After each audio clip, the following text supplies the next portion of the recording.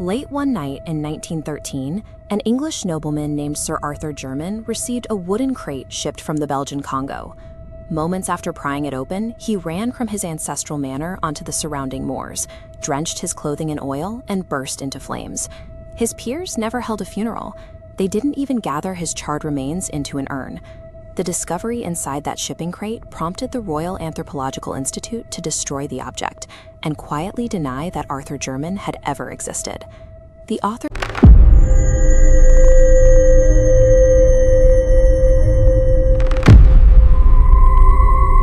who invented this scenario, H.P. Lovecraft, famously argued that the oldest and strongest kind of fear is fear of the unknown. In this specific story, the horror stems from an intimate, inescapable past. To understand why Arthur chose the fire, we have to look past the crate and interrogate a bloodline steeped in madness and colonial secrets. This 18th century map of Africa shows the region that consumed Sir Wade Jermyn, an early explorer of the Congo. He returned with a manic belief in a ruined jungle city populated by white apes. Wade also returned with a wife. He kept her isolated in a remote wing of Jermyn house, claiming she was the daughter of a Portuguese trader. No one, not even the servants, ever saw her closely. Wade's erratic behavior and wild talk of half-ape jungle creatures eventually led to his institutionalization. In 1765, he was locked in a madhouse in Huntington, where he died 3 years later. The hereditary instability took root. His son Philip became a powerfully built sailor, known for uncontrollable violence, before vanishing off the Congo coast.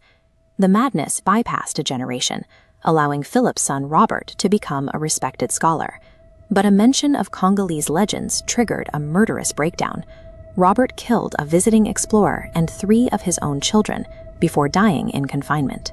His grandson, Alfred, developed an obsessive fascination with primate exhibitions while traveling with an American circus.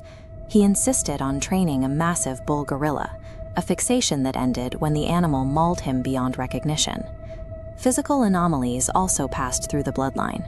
Strange facial angles and elongated arms became more pronounced with each generation, culminating in the uncouth appearance of Arthur himself. The Jermyn bloodline was a biological time bomb, waiting for a single catalyst to expose the rot underneath the civilized aristocratic facade.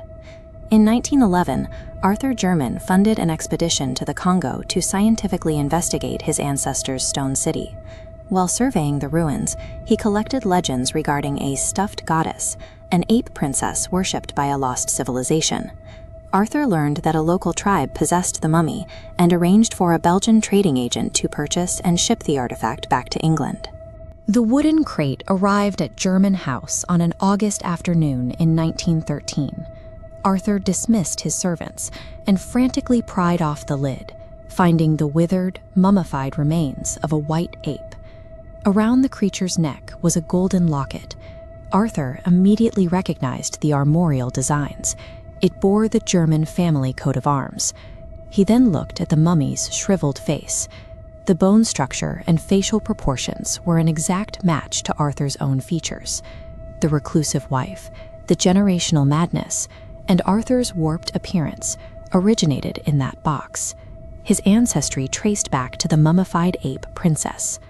Why did this specific biological discovery warrant self-immolation and historical erasure by Arthur's peers?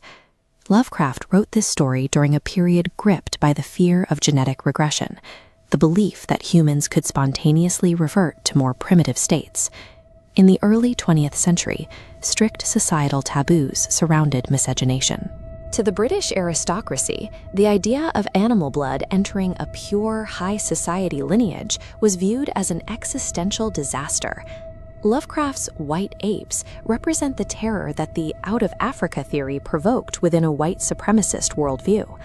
This cultural panic manifested in events like the Scopes monkey trial, where the legal system fought to prevent the teaching of human evolution in schools.